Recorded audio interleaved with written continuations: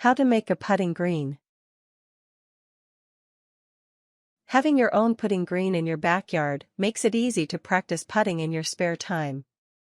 A real putting green will require money, extensive labor, and constant attention. Even with diligence, a real green in your backyard may pale in comparison with the ones you are familiar with on the links. You'll need to choose the right location before anything else, then you can start designing the area and using the right nutrients. With the proper tools and materials, you can incorporate a putting green into your backyard's overall landscape and enjoy the recreational benefits. Part 1: Preparing to make your green. 1. Choose your green location. You'll want your green to be located in an open area in your backyard that gets plenty of sunlight. Your future green should receive plenty of airflow, without any blockage of wind from buildings, bushes, or trees. Low spots in your backyard or areas that drain poorly should also be avoided, but after you've found the ideal place for your green, you should imagine the overall dimensions for your green. After you have a feel for the features of your soon-to-be putting green, take a piece of paper and sketch out the general design, including desired measurements. Then, measure and stake out your planned putting green area. Keep in mind, the larger your green, the more effort it will take to maintain and the greater the cost of its installation. 2. Evaluate your soil. For the turf of your green to flourish, its roots will need the right kind of soil. Most soils are suitable for the roots of your grass, though the ideal soil composition will be sandy loam soil.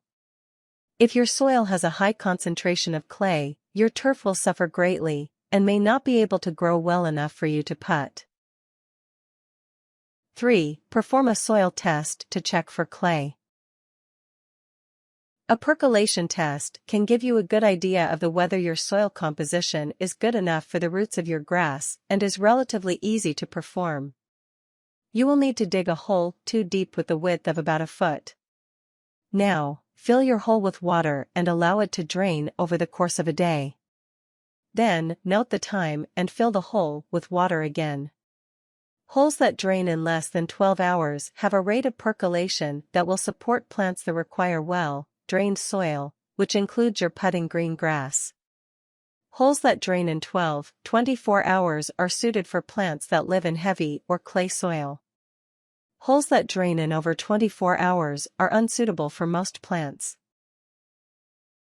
4. Appraise your surface drainage. The contours of your green-to-be should allow water to drain quickly and easily, otherwise your green could fail. Low areas where water can collect will also be bad for your green. Try to provide multiple drainage routes to keep the grass from becoming waterlogged. You can improve drainage conditions by installing drainage tiles below the surface of your green. It is advised that you place these close together, at a maximum spacing distance of no more than 10 feet, 3 meters. 5. Research grass seed by region. There are 2 dominant types of grass used to build putting greens: creeping bentgrass and Bermuda. Depending on region, you may want to use one over the other, or in certain areas, a hybrid might flourish. To check the distribution of creeping bentgrass and Bermuda according to state, visit http://www.puttinggreens.com, types.html. Part 2: Constructing your green. 1. Ready the soil. You'll need to tear up any original sod where you plan to make your green. After sod removal, you should rake rocks and other debris to create optimal drainage, aeration, and seeding conditions. Using a tiller for the soil will loosen and aerate the soil even more, promoting even better growth and soil consistency. Keep in mind that spring is the best time to plant a putting green. 2. Add some drainage, if necessary. The best way to ensure that your putting area stays sufficiently drained is to install drainage tiles or vented plastic pipe. Dig trenches that are roughly 24 inches, 61 centimeters, deep and 12 inches wide, that lead from the edges of your green and through it, with the trench sloping downward away from your green, leading water away from it. To install drainage, you should place filter fabric around the bottom of your trench so it reaches up the sides. Lay your perforated, vented plastic pipe in the trench. Fill your trench with 12 inches, 30.5 centimeters, of coarse, clean gravel. Fold the ends of your filter fabric on top of your gravel. Refill the remainder of your trench with soil. 3. Separate your green to protect against weeds. An extra degree of separation can not only keep your putting green more weed-free, it can also keep your yard from getting invaded with bentgrass or Bermuda. Using a plastic lining is a good way to protect your green from your yard and your yard from your green.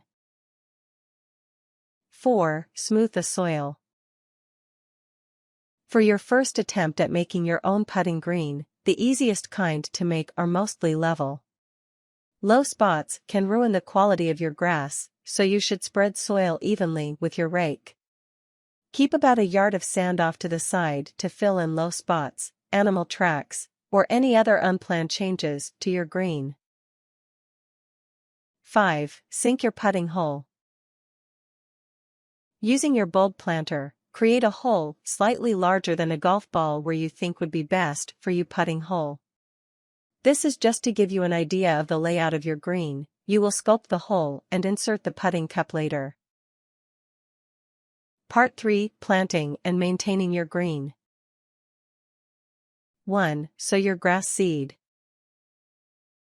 Mix some of your seed with your sand to offer it additional cover when you scatter it. This can be helpful if you have a bird problem, though if you notice birds feeding heavily on your seed, you may want to scatter extra. In principle, a pound of seed should cover about 2,000 square feet, though there will be some variance depending on the kind of grass on which you decide. 2. Fertilize your seed. Depending on the kind of grass you have chosen to use for your green, there will be many different options of fertilizer you can use. You should research the fertilizer best suited for your seed by searching online. Different types of grass will also have ideal times at which you should apply fertilizer. Research this information as well to see best results in your grass growth. 3. Water your seed heavily. Newly sown grass is very thirsty, so you'll need to water your putting green heavily, twice daily. Many putting green designers also recommend syringing your green, especially in hot weather. Syringing is where you lightly water turf to cool off your turf canopy and prevent wilt. If no complications arise, your turf should germinate in 10 days. 4. Mow with a greens mower. The first cut of your putting green grass should be after the grass has exceeded 2 inches in height. You will need to be careful when walking behind your greens mower. Walk with gentle, flat-footed steps, as the top layer of your green will still be loose. As a good root system grows, the ground will firm up. Mow the putting green often. By cutting your grass 3 or 4 times per week, it will maintain a height of around 1/4, a perfect putting height. 5. Continue to fertilize. For every 1,000 square feet of yard space, apply at least 1/2 pound of nitrogen to the soil between early May and early June. From mid-September to mid-November, use at least 1 pound of nitrogen. You should also look into special fertilizer formulated for your type of grass and/or putting greens. Many companies have special blends of fertilizer. You'll need to research for yourself to find what works best for your situation. 6. Apply fungicide monthly. This will also depend on the kind of grass you have decided and the area in which you live. Certain kinds of grass are more susceptible to certain kinds of mold, and some strains of mold might not live in your region. Generally, you should administer fungicide once every month. 7. Keep your green from wilting. At the first sign of dryness, you should water your green to prevent it from sun damage.